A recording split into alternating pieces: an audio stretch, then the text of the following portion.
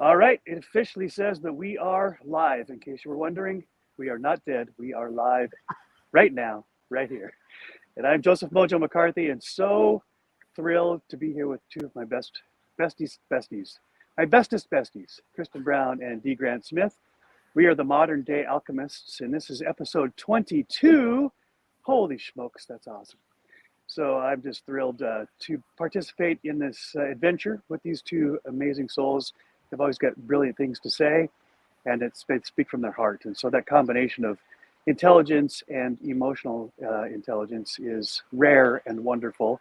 And it's our treat to share this space with you. So thank you.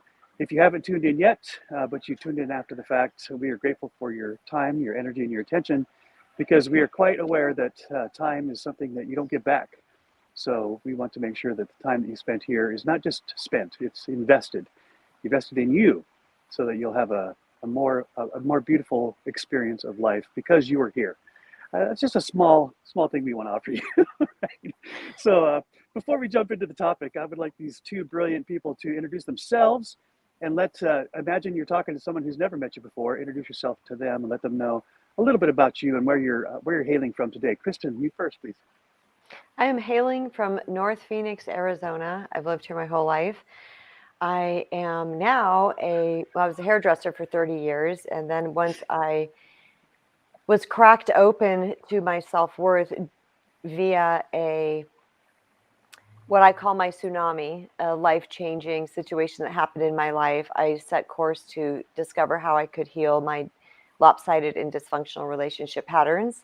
And through that healing, I wrote a book, and then I later become a coach and mentor.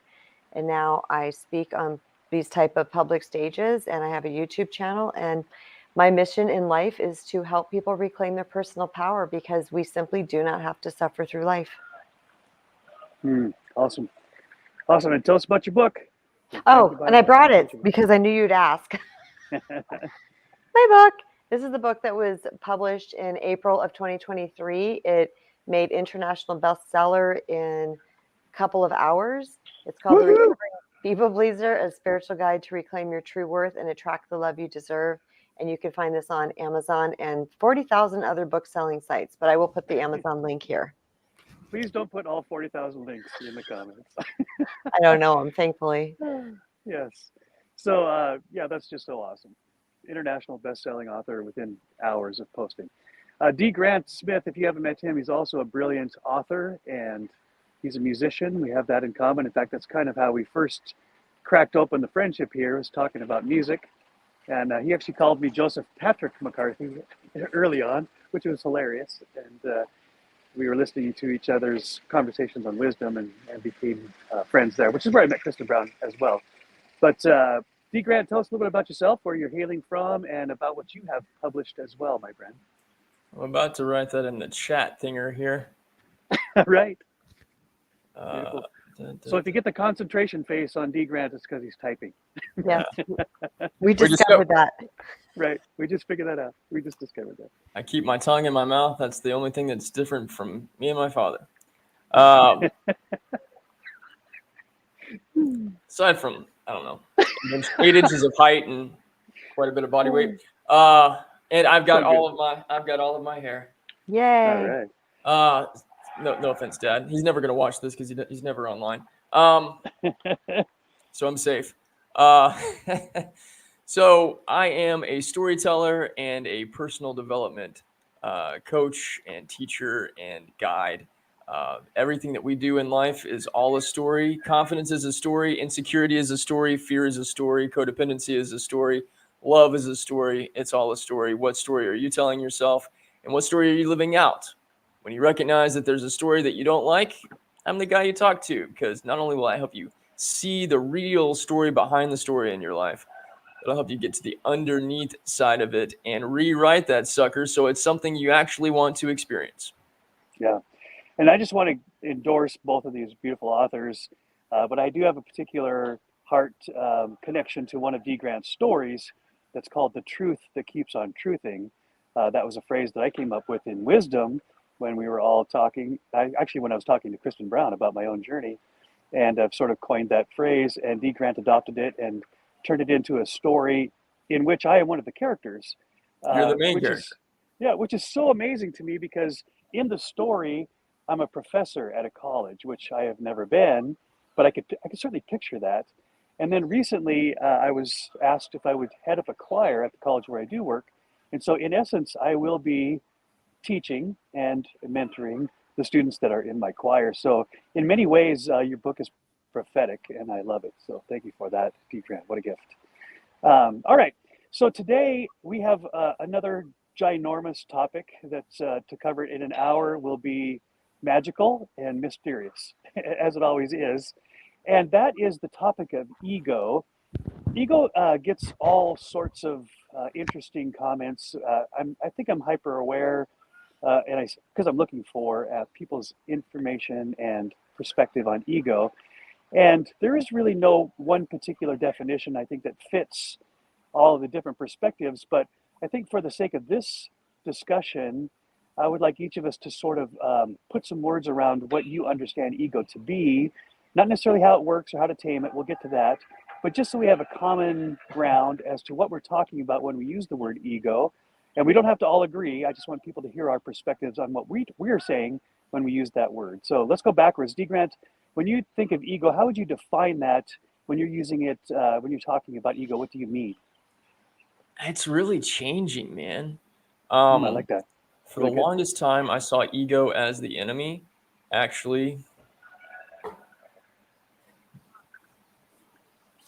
thank you, Ryan Holiday, for the book that put that idea in my head. Actually, this book is it's a great book, and if you've ever read Ryan Holiday, you know that he talks about the Stoics all the time, and he's constantly quoting Marcus Aurelius and everything.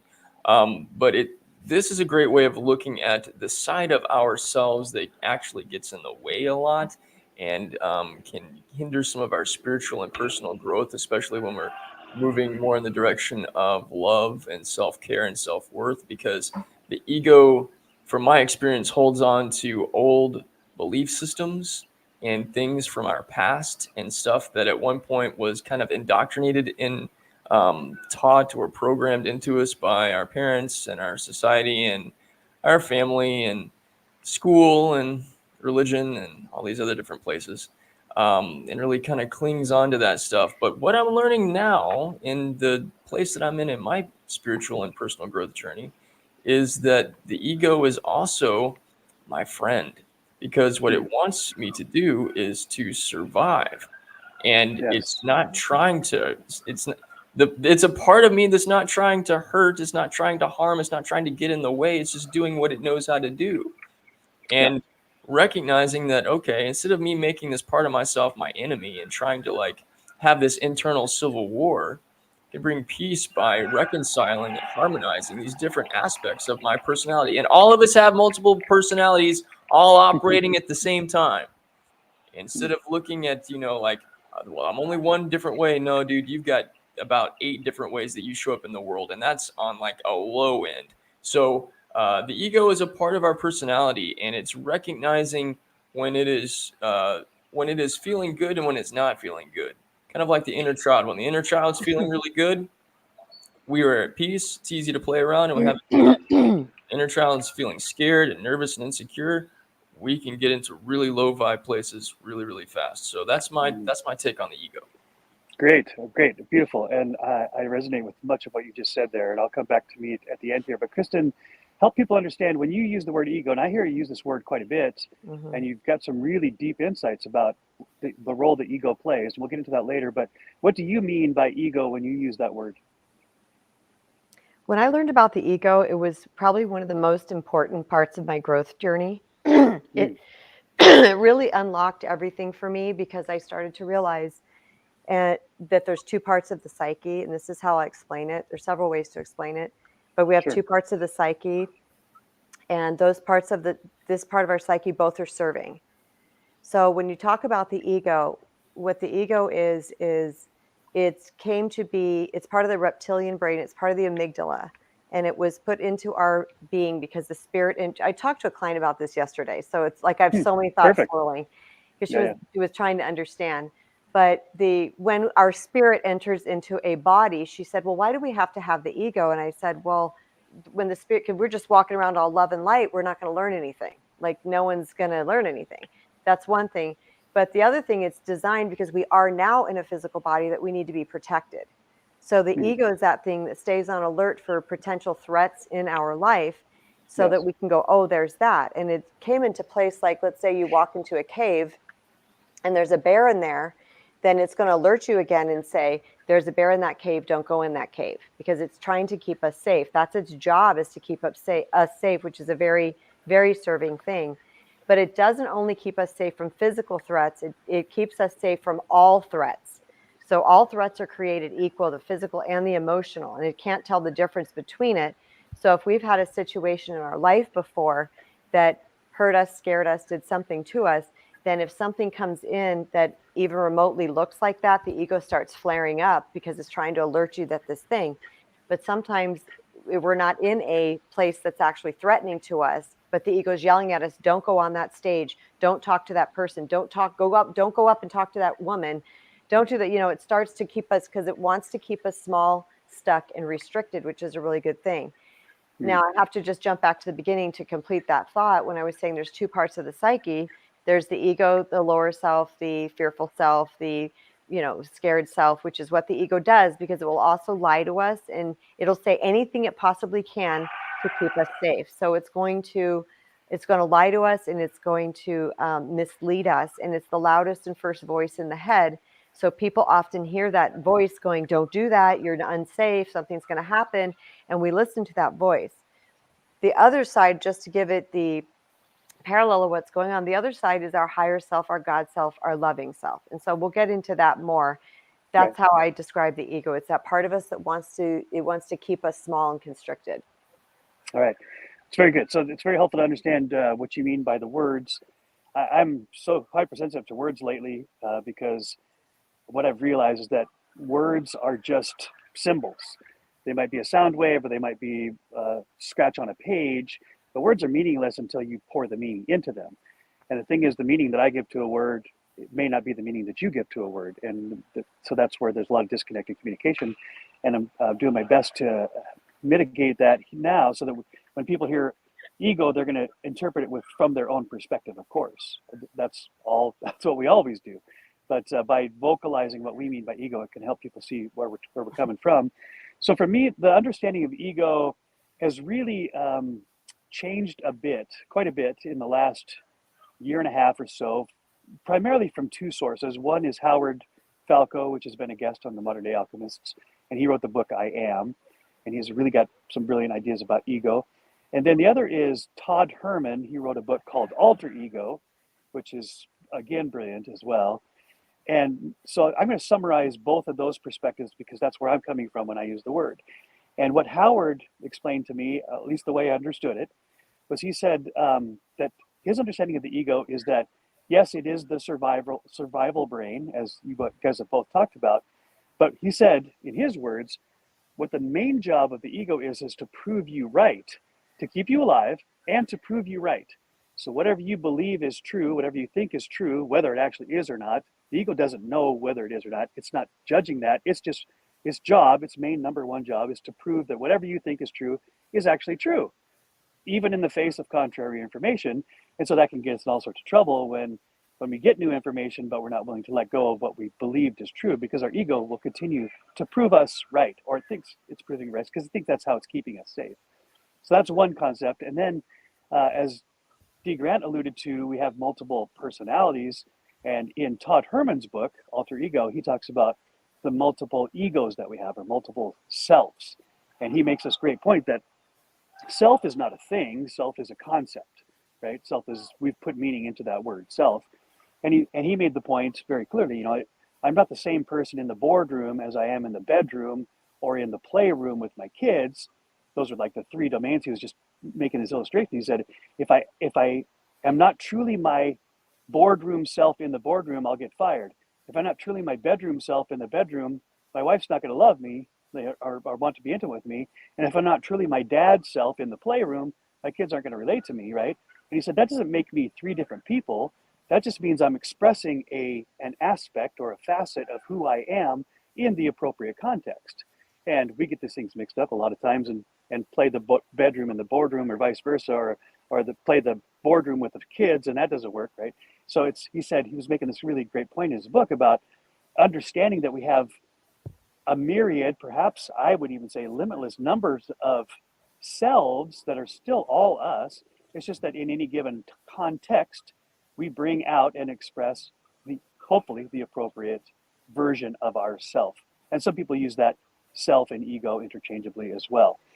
And so I want to throw that out there. And the other thing that Howard said that I really love, actually, I don't think this came from Howard. I think this is something that I just was concluding recently, and that my perception about ego is that it kind of has these polar ends to it, almost like a battery, but rather than positive, negative, it's pride and humility.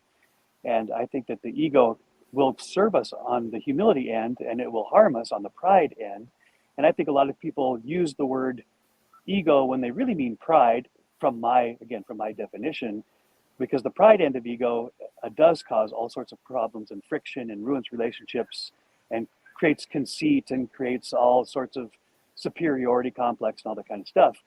But when I push my ego intentionally towards the humility side, and I realize I don't have to be the smartest person in the room, and I don't care if I'm right all the time, and I don't have to prove anything, then my ego follows my lead. When I believe that, it proves me right as well.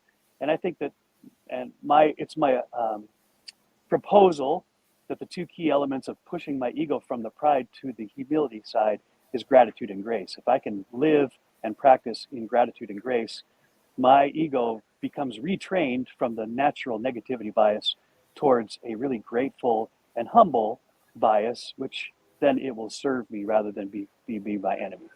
So that was a whole lot, a big mouthful there.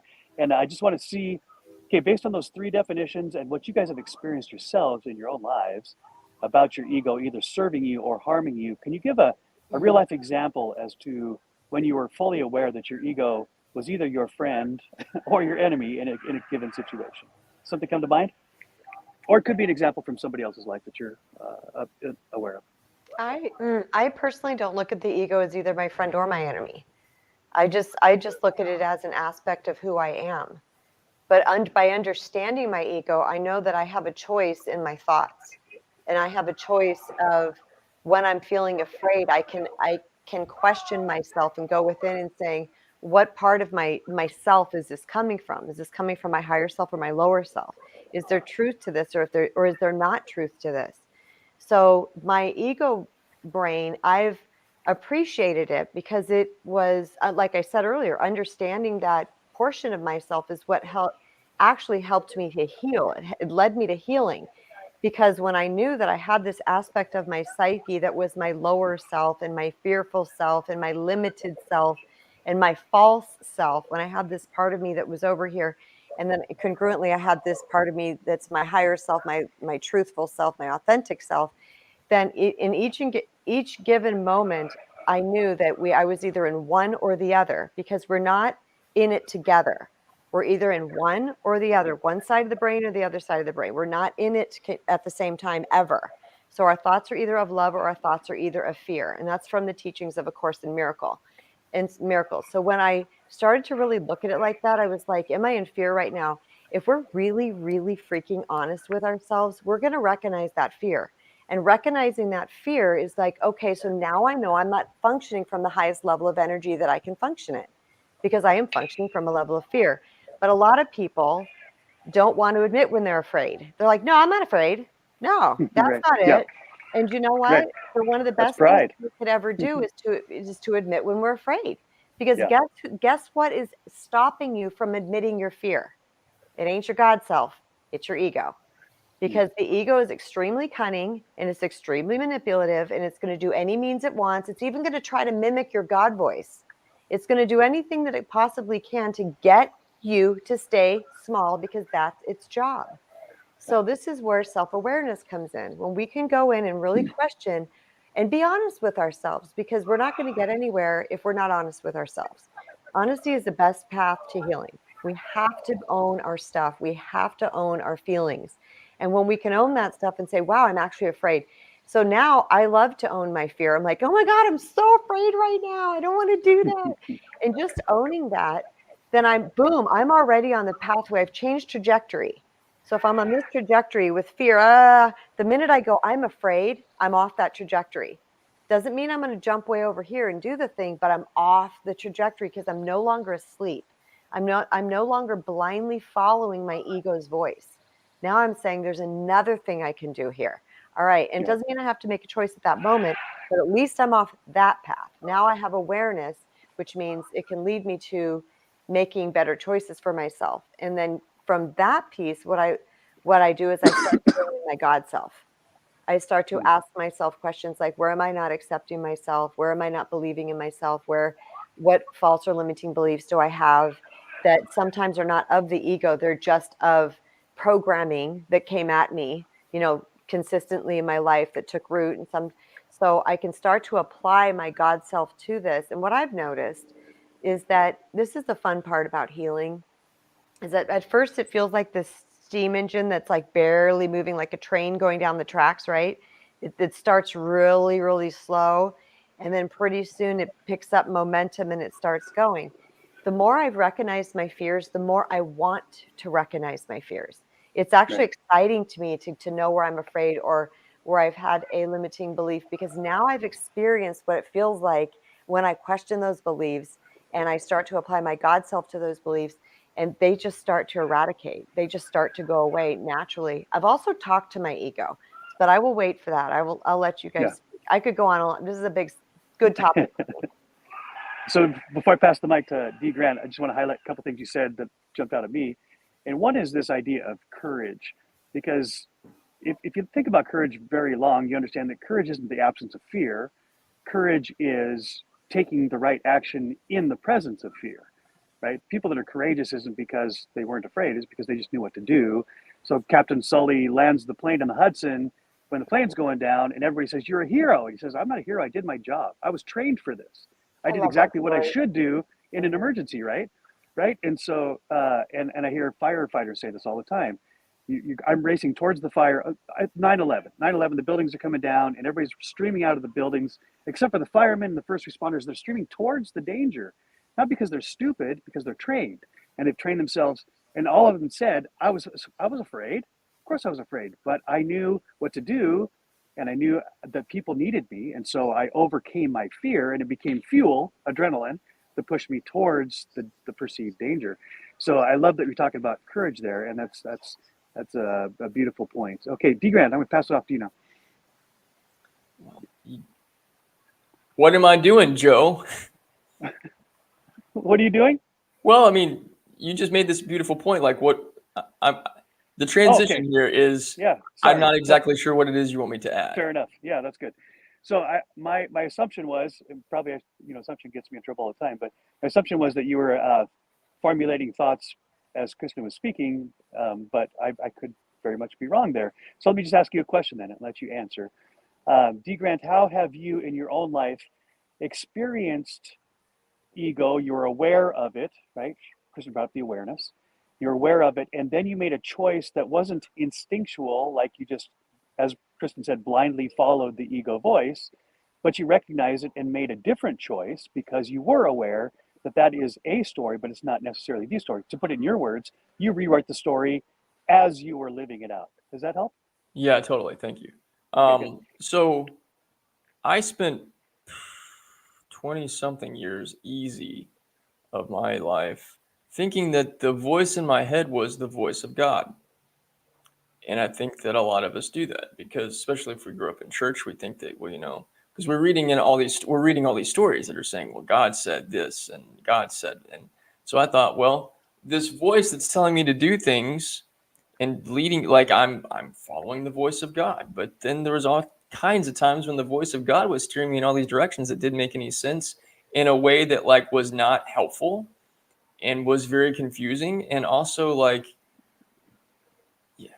without getting into the religiosity of it, I could tell the difference between temptation, the voice of the devil, and the voice of God. But there were these times where it seemed pretty calm and poised, and I was following, I thought I was following God, and maybe sometimes I was, but a lot of times I wasn't. And so when I finally had this realization that kind of like the whole personality thing, and like what Kristen said, there's the higher self and there's the lower self. I've gotten into this practice now of being very aware of, like Kristen was saying, the ego mimicking the voice of the divine or the voice of the higher self. And I ask the question, here's the thing, the ego might get in the way sometimes, but it never lies. There's something about the internal stuff. It's got to tell the truth, at least to me. And Kristen made a face. Has that not been your? Ego's a liar. It'll lie to you. I disagree. I'm sorry, respectfully. Continue. Well, I love that we have different perspectives. This is great. When I ask, is this the ego talking? It tells me that it's the ego talking. Now, sometimes I'll say, is this the higher self? And I'll hear yes. But it doesn't seem right. So then I'm like, okay. And what I've gotten into the habit of doing is asking the same question multiple times. Who's really talking? Tell the truth. Who's really talking? And so, yeah, I see what you're saying there. I've gotten to where, like, it's become easier to be able to identify and just ask questions, and call BS on stuff that's clearly BS, because I have conversations with this part of myself. And I'm like, well, okay, but dude, you said blah, blah, blah, blah, blah, and it ended up being absolute crap.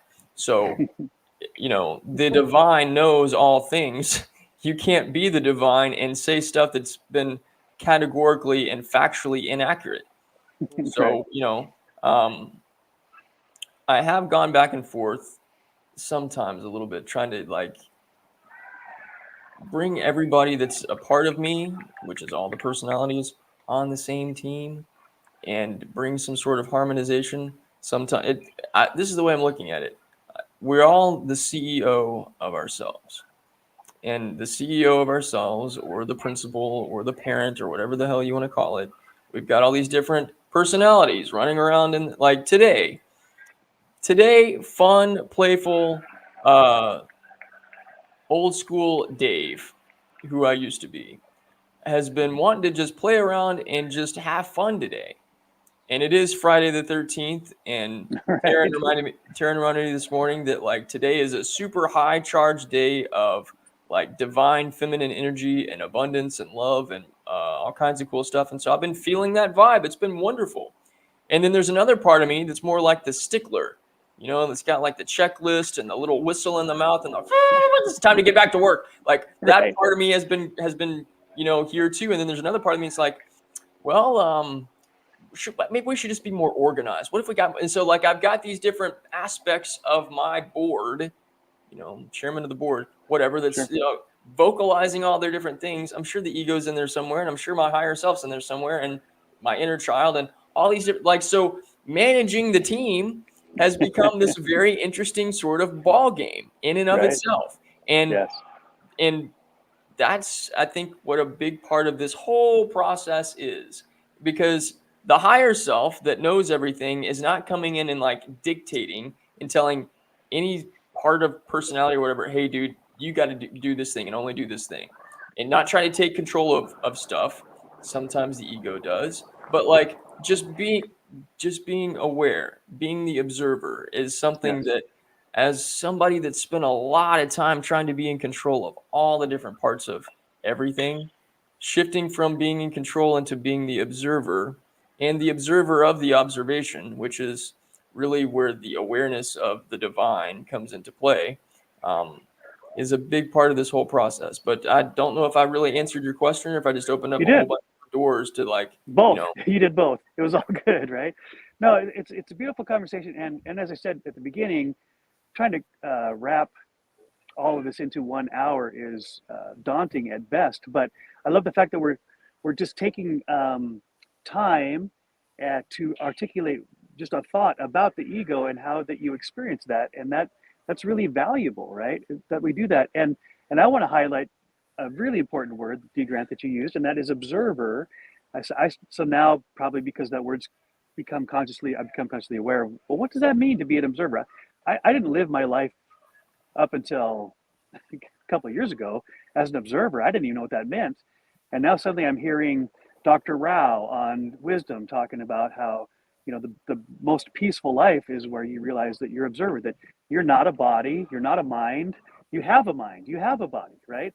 And that Where's those thoughts coming from? You can actually step outside and watch them happen because you're generating them, but it's not you. And making that conscious separation that I can observe myself and realize that I am not my thoughts, I am not my body, I am not my heart, I'm all of these things, that I can actually observe them, hopefully judgment free. That's the hard part for me. But by detaching, in a sense, from, excuse me, detaching myself and becoming the observer so that I can actually see what's going on, that's such an important part of awareness. Awareness has already come up in this conversation several times. And really the first step of any change in anybody's life is awareness, because if you're not aware that there's an issue, then of course you're not going to change it. You don't even know that it exists. Hey, so that's really good. Yes. If you see me looking that way, yeah, making a really weird look on my face, yeah, it sounds like there's a monster in my attic, and I'm hearing all kinds of crazy ass sounds. So I've got to step away for a second. Wow. I need to dip my ghost adventure equipment and go over there. So D. Grant's ego is in the closet, rarfing, trying to get out. Oh my God. Wow. That's strange. I can't wait to find out what that becomes. Me too. So, Kristen, do you have a response to what D. Grant said or what's been said so far that would bring some clarification from your perspective on what we're talking about? Yes. I love this conversation. Me too. I really do. So the simplest thing, I looked this up while he was talking and you were talking, because people, I'm going to put it up to the camera. It says, I don't know if you guys can see it, if there's a reflection. All I can see is glare and little tiny words. So okay. Just read it. Yeah. But people at home might be able to see this. It says the ego versus God, or the ego versus soul. If a person really wants to understand this more, you can Google that. Sorry, you guys, I have allergies and I'm a mess right now. And I got peanuts in my throat, so there we go. Oh my God, we're just a hot mess here on MDay. Seriously. We got monsters in the attic. You're in a tree. Oh, now you're gone. Oh God, Joe, where'd you go? You're gone. Okay, so I'll just take over. Hey, everybody. Okay, so if you Google those terms, if you're really unsure of what the ego is, if you search those terms and you click the images button on your Google, it's going to bring up a whole bunch of images, and they will have columns and lists on the each side of them where we lost Joseph, on each sides of them, where you can really compare and contrast what the ego and the soul, higher self, God self, whatever anybody wants to call it. So for me, it's just it's like the angel on one shoulder and the devil on the other shoulder. This was my very first understanding. It's that voice that's talking truth, and that's going to be for the highest good of all people concerned. And then it's the voice that's talking lies and fear that is only trying to serve the self. So there's love, and then there's fear. I mean, you can look at it in many different ways. It's just knowing that you have those two types, and those two types of your two parts of your psyche, and any time that you can choose what that is. Now, the ego, when it comes to fear, physical fear, of course, it needs to be afraid of things. You know, we're so lucky that we have this mechanism inside of us, and that's the amygdala brain that is going to, point out when things are bad. Physically scary, and we could have harm. However, the ego is going to turn everything into a 5-alarm disaster, and that something can happen to you. So to me, it's very important to question the thoughts in your mind. And once again, I want to say that the ego self is the loudest and first voice in the room. So it's the one we're going to hear first, because it's going to be right there. It's not always, when I say loud, like it's shouting at you or angry, but our God self voice is always very neutral and calm, and always for the highest good of all concerned, even if it's warning us. Because I've been in situations where I've been warned, and it wasn't coming from my ego, because the ego's like, that looks like a scary dark alley. Okay, that's the physical senses taking something in. My God self is connected to intuition, so that's a whisper going, saying to me, a warning about a person, saying this person isn't right, or watch this, or whatever. So there's a difference too when it comes in. Even the warnings come in. However, when it comes to thoughts that we have about ourselves, our lower self, thinking that there's something wrong with us and we're not enough. I mentioned this earlier that I was going to touch on this, so I'll do this briefly. But in January of 2011, I was in so much emotional pain. I had anxiety for I can't even tell you, better part of a year. I was so anxious and I had so much going on inside of me. And I had learned through the work of Byron Katie that I could question my thoughts. So every time I started to feel my heart pound, I mean, one time I was driving in my car and my lip actually went like this all by itself. I'm just driving, all of a sudden it goes, and I was like, oh my God, I just must have, my nervous system is on fire. So I started to question my thoughts. Every thought that came in, the minute I felt my heart pounding or I felt some sort of anxious symptoms, I would go, what were you just thinking, Kristen? And every single time it was a limiting belief. It was something divine designed for my ego to keep me safe. Because remember, I'd just gone through a really dysfunctional relationship. So it was telling me things like, no guy's ever going to want you, just all these nasty things. And by believing those thoughts, I was suffering. So I started to question each thought one at a time. And I would say, is that true? No man is ever going to want you. And I'm like, well, there's 7.9, 7.7 at the time billion people on the planet. That's a little bit ridiculous. That's not true.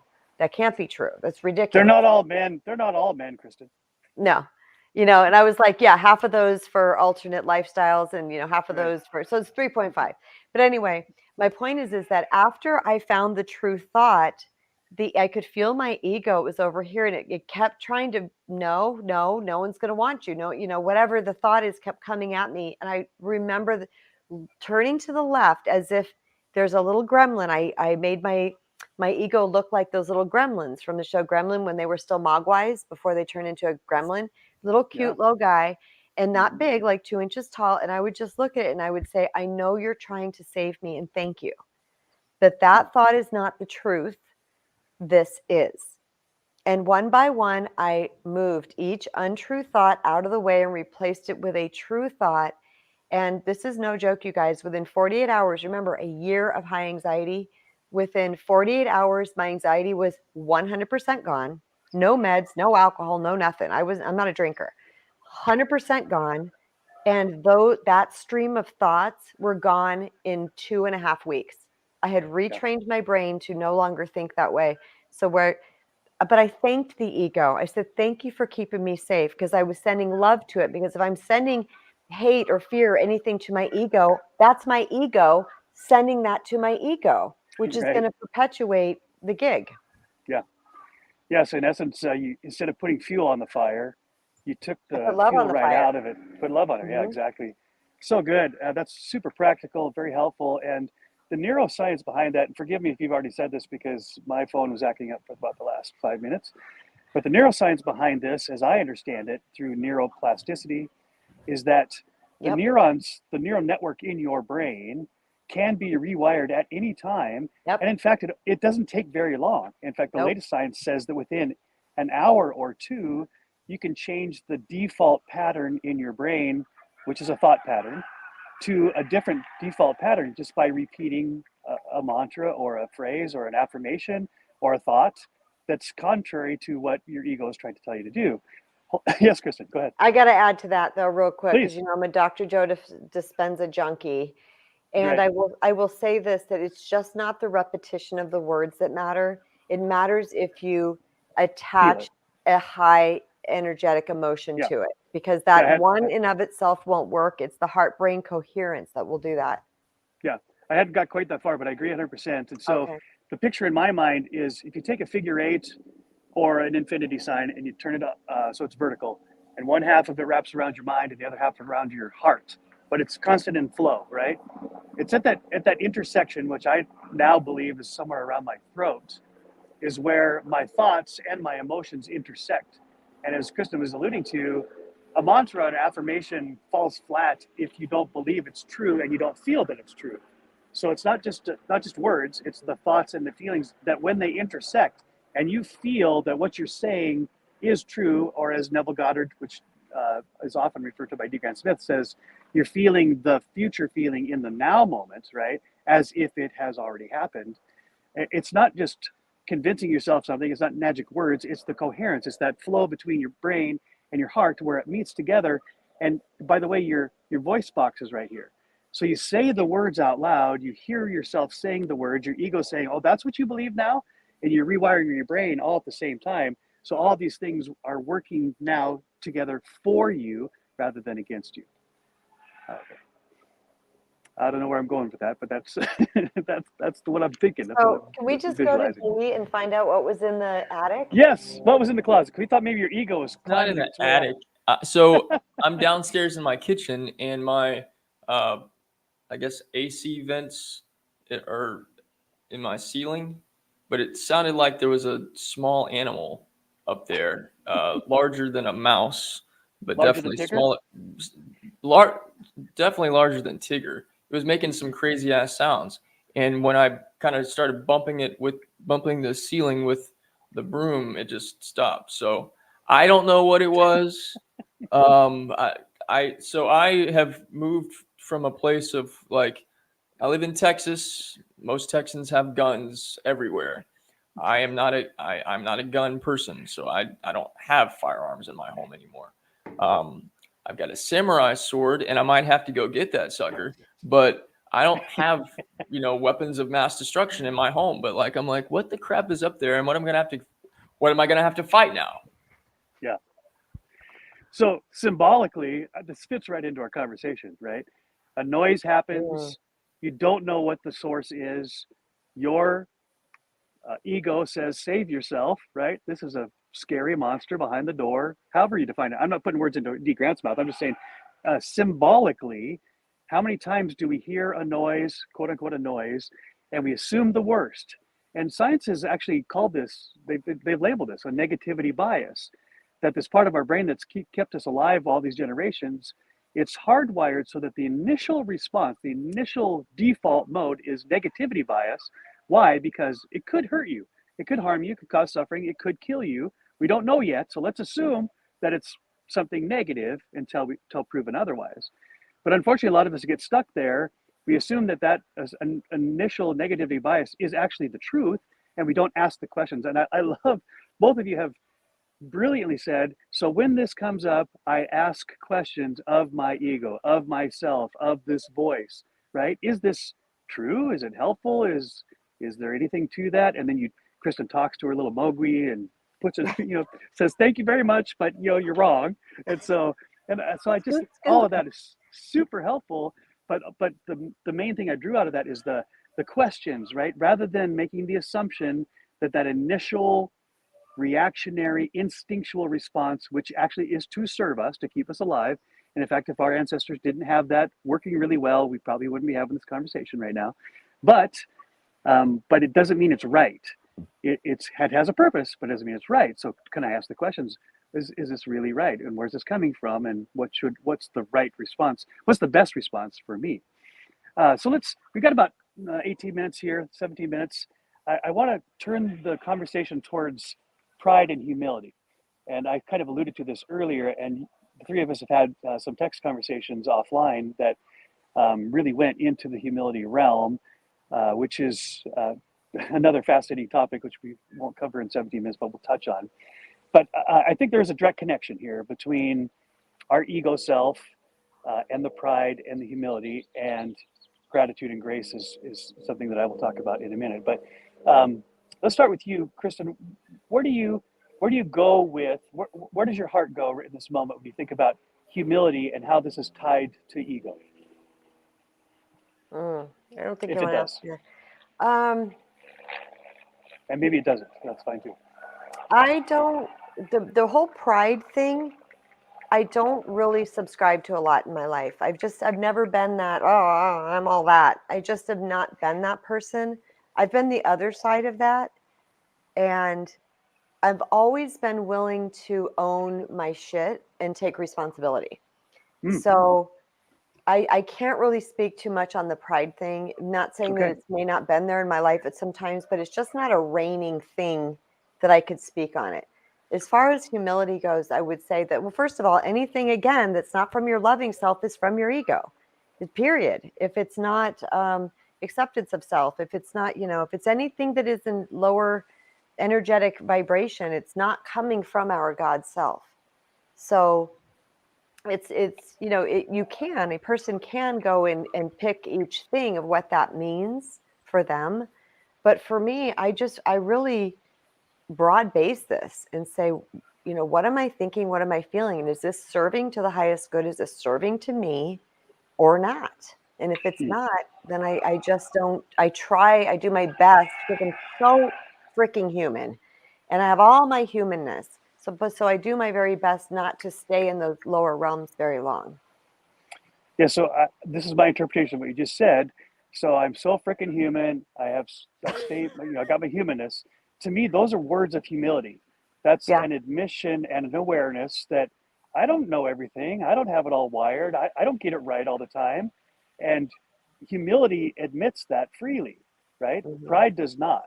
So you Right. touched on humility with your own words really beautifully. And so I want to hear from D. Grant too. D. Grant, when you think of the words pride and humility and how they have influenced who you have become and who you are becoming, what's the first thought that comes to mind for you about those two? I call them, polar opposites or competing forces. And that's Well, just those are my words. yeah, I'm gonna throw kind of a different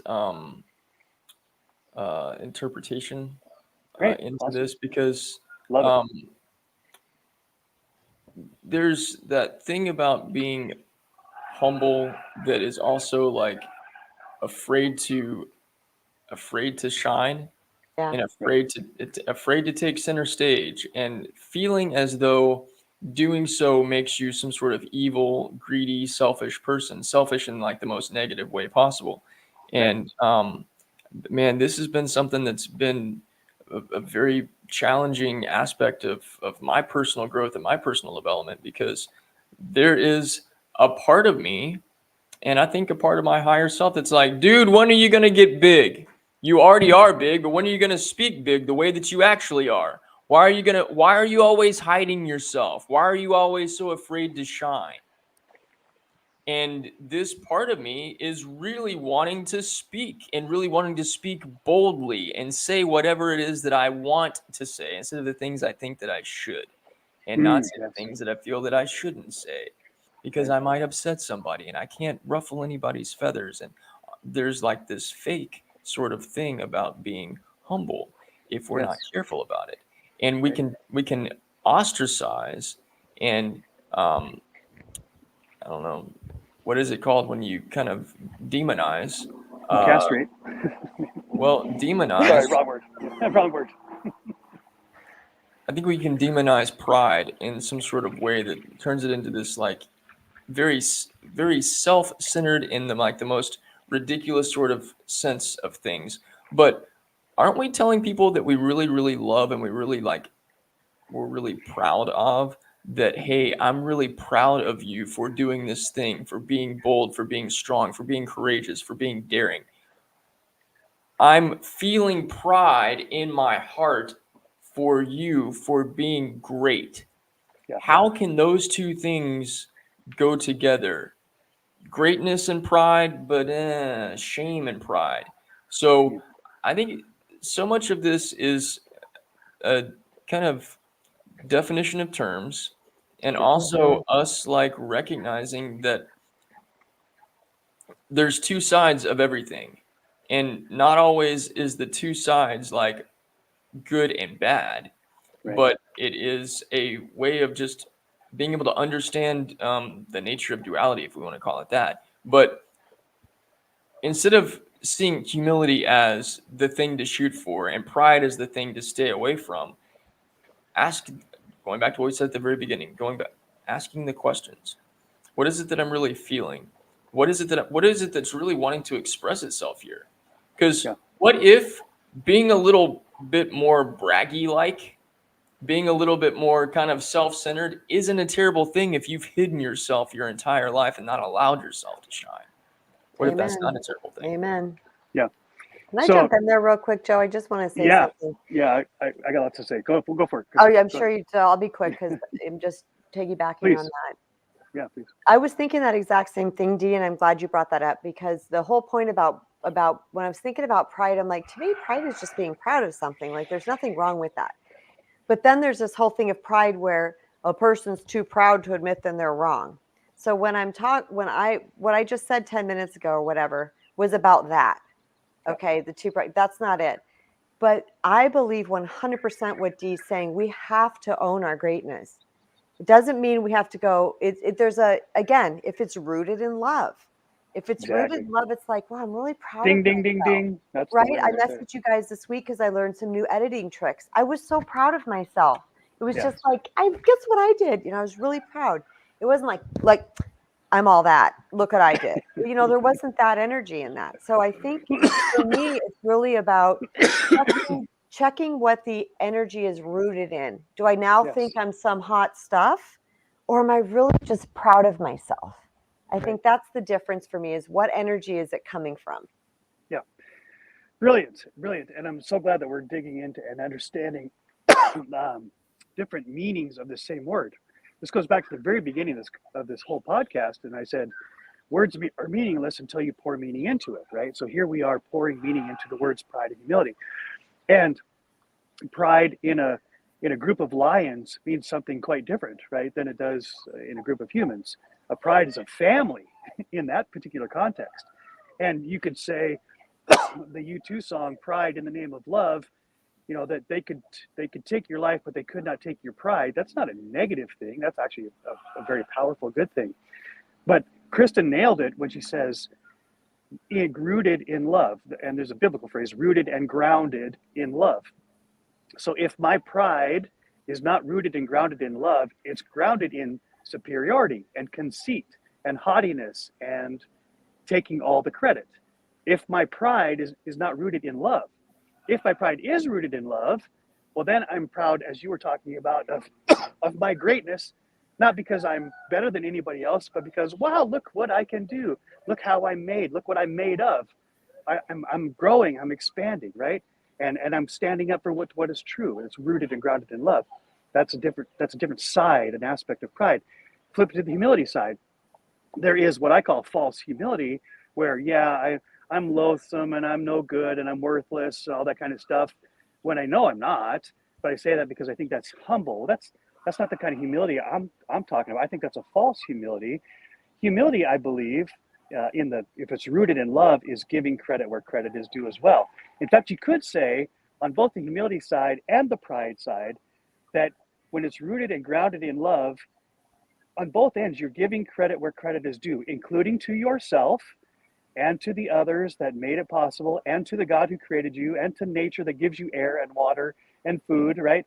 It's an understanding rooted in love that I can do great things, but I can't do them without the support and connections and relationships of myself and my family and my community, and on and on and on it goes, right? And so that's why Maston Kipp's conclusion of all these great people that have, quote unquote, succeeded, the only happy ones, as he understood it, are the ones that they didn't take credit for it at all. I'm not saying they didn't take any credit or they weren't aware that they did a lot of work to get there, but they understood that getting to whatever level of success they were at was required two people to get them into the world, a family to raise them, the people they worked with, from the janitor to the CEO. We've talked about this before, but to me, that's a sense of humility grounded in love, in that I love the fact that I've succeeded and I have accomplished great things and I'm becoming the best person that I can be in this given moment, but I also will give credit where credit's due. I'm not breathing the air. I didn't make the air I'm breathing. I didn't make the water I'm drinking. I am dependent. Interdependent is a better word. I am interdependent on the relationships that I have with myself, with others, with nature, with God. And so I think that helps me anyway clarify the humility that is rooted in love is beautiful, and the pride that's rooted in love is beautiful. But the humility and the pride that are rooted in conceit and superiority and judgment and haughtiness, and I'm going to take all the credit either way, or I'm not going to give all the credit away, that's not rooted in love for myself and for others, for nature and for God. Does that resonate with either one of you? Yes. Absolutely, 100%. Dee's going to dip right now, so let's give him. I got to take off. I'm sorry. Bid him a do. Just be careful of the monster upstairs, because you never know what that's going to do. No, I'll kick its ass. Right on. You go get him, D. You got this. Love you, He's brother. got his Michonne samurai sword.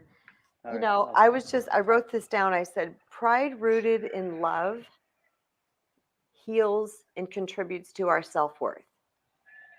Say it again. Pride not rooted in love, so pride rooted in arrogance is either going to keep us in the same level of worthiness or even deplete it more, because now we have blown up something that is unworthy of blowing up, right? Right. Because Yeah. we're all created equal. So anytime we think we're above somebody, we're actually really digging away at our self-worth. But when we know that we're equal to other people's, we're actually promoting our self-worth. Yeah.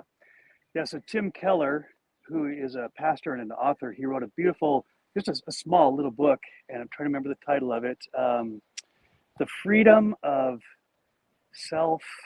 The freedom of self, not denial. And I can't think of the words right now, but it's a Tim Keller book, totally short. It's the freedom of something. But anyway, his premise in the book, and I really love this. He paints the picture of the ego as like a balloon, and you fill it up and you fill it up and it gets bigger and brighter and everything, but it's still fragile because at any moment a sharp word or a thought can pop it and then it's deflated in an instant. I've experienced that many times, That's right? exactly right. Yeah. And so he was making this That's case what I'm that, saying. Yeah. yeah, he was making this case, as you were. What if our pride is filled with, rather than hot air, which is arrogance, what if our pride is filled with love, and love is solid, love is strong, love is powerful. So then when the pricks come, physically, literally, and metaphorically, right, and try to poke away at our true greatness, we don't pop, we don't deflate, because we're not filled with the arrogance, the hot air of arrogance and self-reliance. We're filled with the solidness of love and interdependence. And therefore, we can still be great and beautiful and bright and shine, and all of the prickers are not going to pop us because we're solid on the inside, which is one of D. Grant's books is about how to be solid after you go through hell. So I just think there's something very powerful about pride. Can be fragile if it's filled with arrogance, but pride can be powerful if it's filled with love. Well, in pride, love rooted pride, being proud of yourself. Like I said, I do this because that's what I would do to my kids when I'm proud of them. I'm so Of proud of course. you. You're so good. Right.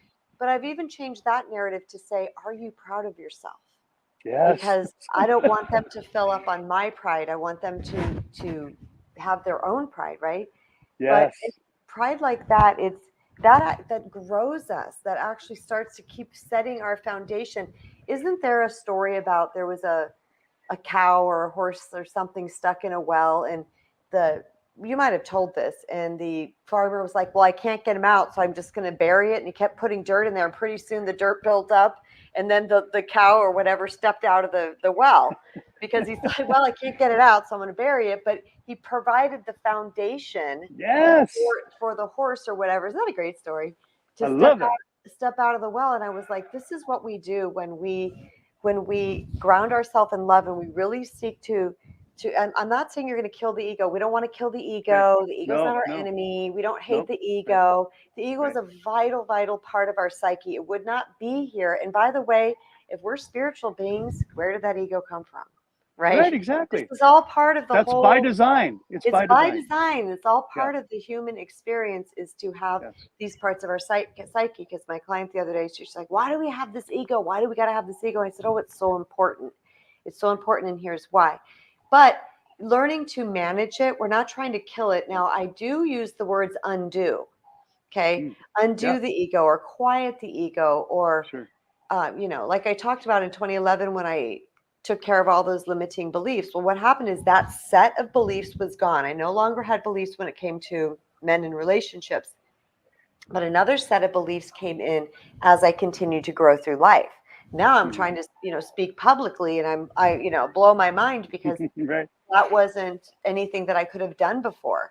And so I had to take that set of beliefs and work on those set of beliefs around my voice and my message and those type of things and get rid of those. And then another set, so this is part of the experience, and this is called growing.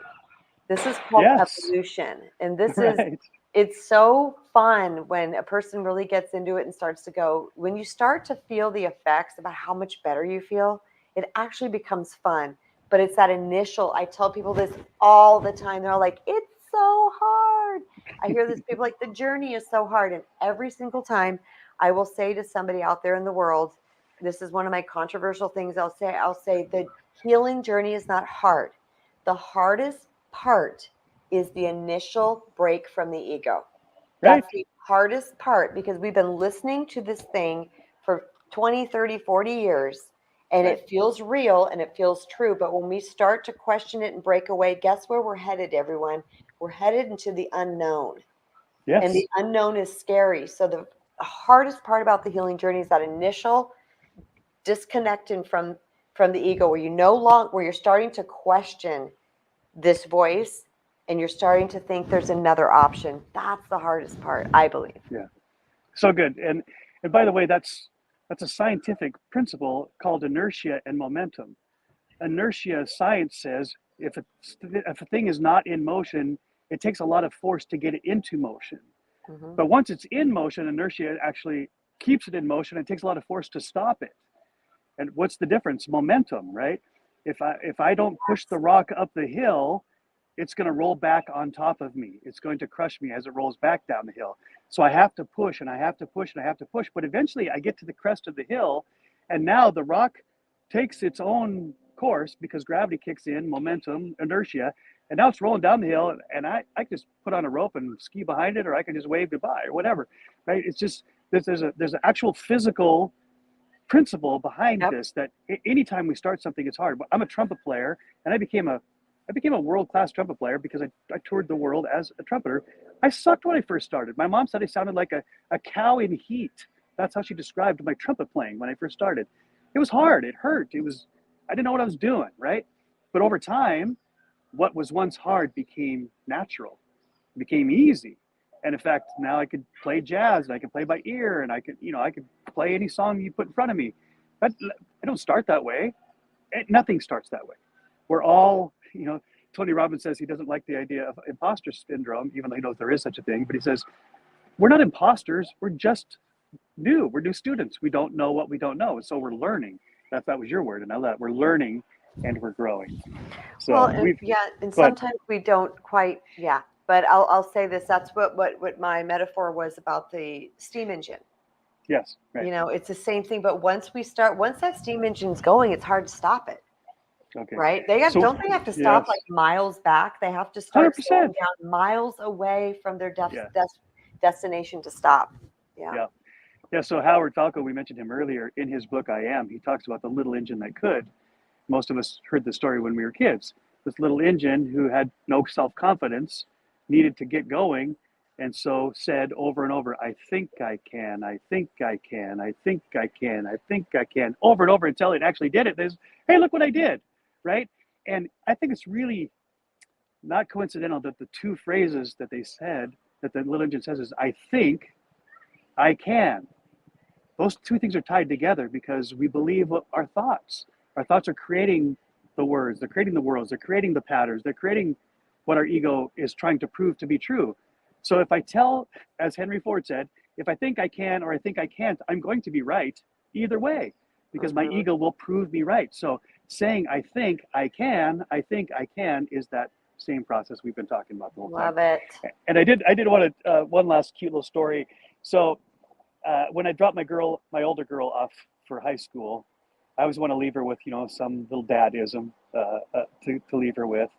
And there was this point where I thought I wanted to say, make me proud, but it just didn't feel right to me. And I wasn't sure why, so I didn't say anything. And then I flipped the phrase, because you know how I love to flip words. So I flipped the phrase and I said to her, make yourself proud today. And she lit up. She's like, yeah, that feels good, right? So now almost every day when I drop her off at school, I say, honey, make yourself proud. And that just fits. It makes sense. She doesn't need to make me proud. If she makes herself proud, I'll be proud, right? That's a win-win. So I would say that to anybody who's listening, anybody who tuned in, make yourself proud. Not the pride that's arrogant and conceited and not rooted in love, but the proud that says, hey, I'm a freaking awesome human being, and I got here by design, and everything is being provided for me to flourish, right? And I'm going to take people with me. A passenger train isn't doing its job if it's empty. So put people on board and take them with you. All right, any last words? One last thought on that. Yeah, one please. last thought on that. Of course. We always have one last thought. As an empowerment coach and a person who teaches self-worth recovery, I will say this: 10,000 people can tell you they're proud of you, It will not hold the weight in your heart that when you are proud of you. Yeah. It's So let's put your that back being in the- proud of yourself that is going to do the most, it's going to be the most beneficial. Yeah, and I'm going to add to that. So that this goes back to our balloon metaphor. If my balloon of pride is filled with everybody else's accolades, then I'm really fragile. I know this as a performer. I come off stage and people say, that was so awesome. And I'm like, no, it wasn't. I knew every error I made. I knew every tone that broke. I didn't perform to the level I know I could perform. Like, that was so awesome. That was so awesome. And it was so fragile. I don't say those things because I was filled with my own hot air. But if I'm filled with love and what was the word I was going to use? Because you just made this great point. Oh, so if rather than being filled with somebody else's opinion or approval, which is really fragile, I'm filled with this sense of self-worth and self-powerment. And I want to add on to that, understanding that the God who knows me better than anybody, who created me, couldn't love me anymore. No matter what I do or don't do, couldn't love me any less than that solid foundation, rooted and grounded in love, means that I am no longer fragile. I don't have to be fragile. And of course, this is a process. So we're all on our journey to get there. We're all on journeys. A little bit over time, but I think we covered some great ground here. It's such a beautiful discussion. I love you, Kristen. I love you, Dee Grant. All of you who tuned in, thank you again for your time, your energy, and attention. And may this conversation fill you with something solid, the solid part of love, all right? So that your ego will no longer work against you, but will serve you and others. Until next time, this is the Modern Day Alchemists. I'm Mojo. That's Kristen. Dee Grant's gone, and we are out for now.